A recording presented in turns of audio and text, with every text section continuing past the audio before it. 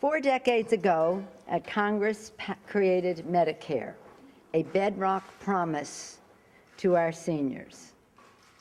This year, we passed health care reform to improve Medicare, to protect seniors and people with disabilities, and to ensure that seniors can count on Medicare now and for generations to come.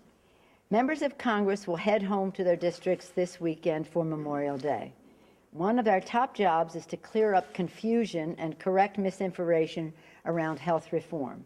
This brochure for seniors is a good place to start. We also have to make clear that congressional Republicans calling for repeal also oppose those benefits and would return us to a system of higher drug costs, shrinking benefits, and insecurity for our seniors. I followed the health care debate pretty carefully last year, as did most of my friends and former colleagues, and I can tell you that the amount of information circulating in the senior community about health care reform is astounding.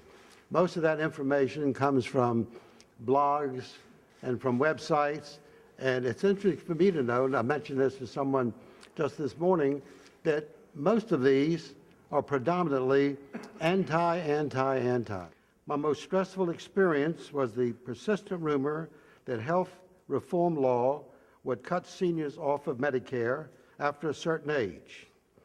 For an older senior with no prospects of getting private insurance, losing Medicare can literally mean the difference between life and death, which strikes such fear in the senior community. I'm old enough to remember when Medicare was first passed. I think it was in the 60s, if I'm not mistaken. When was it? 65. 1965. And at that time, I remember so vividly, the exact same arguments that I'm hearing now, of course, from a younger community, because these people, now that I heard it from, may not still be practicing. But at that time, I heard physicians say, oh, we're going to go broke. The government is going to tell us what we can charge, what we cannot charge. Some of the older citizens said at that time, well, what are they going to do about me? I'm old, I'll never be insured. All of the same arguments you hear now. And those people, many have retired. I knew very few who, because of what happened there, gave up their practices of medicine. And I know very few people who did not benefit. I don't know any who did not benefit for the Medicare law. Now, as president of the National Committee to Preserve Social Security and Medicare, I watched this bill develop.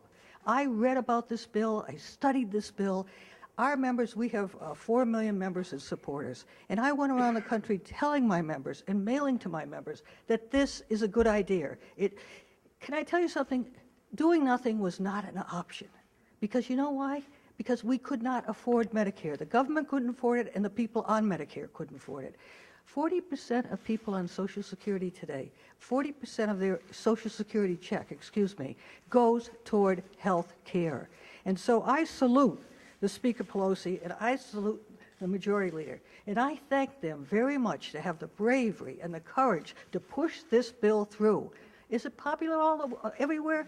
No, but once I tell my members what's in this bill, once I explain to them about this bill, they're for it.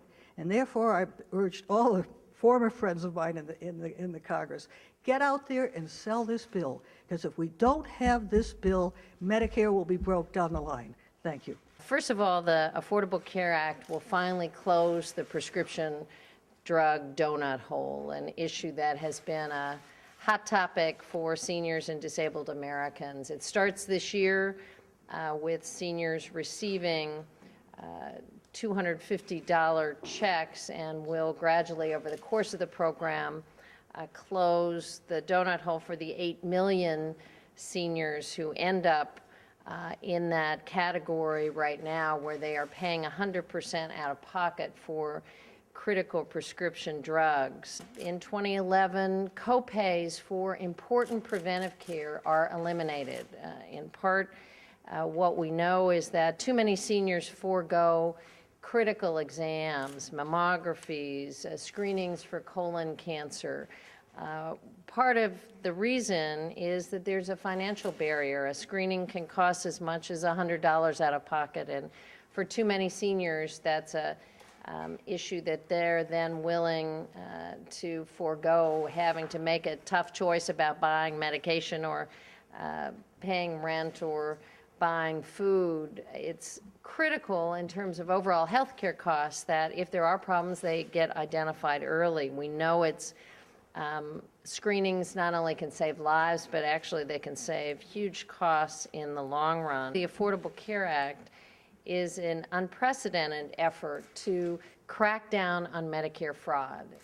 Now, we talk about fraud a lot, but over the last decade, we know that Medicare has become a much more significant target of very sophisticated fraudulent scams. And President Obama and this Congress has made it a priority that we go after Medicare frauds. We know that there are lots of specific questions that seniors have about programs, and we want to try and answer those questions with factual information. So the 1-800-Medicare number is still very much in work and is updated on a regular basis, and our website at medicare.gov will continue to have Q&A answers, and we will continue to do this outreach to seniors across the country to make sure they understand the elements of the Affordable Care Act and the benefits available to them.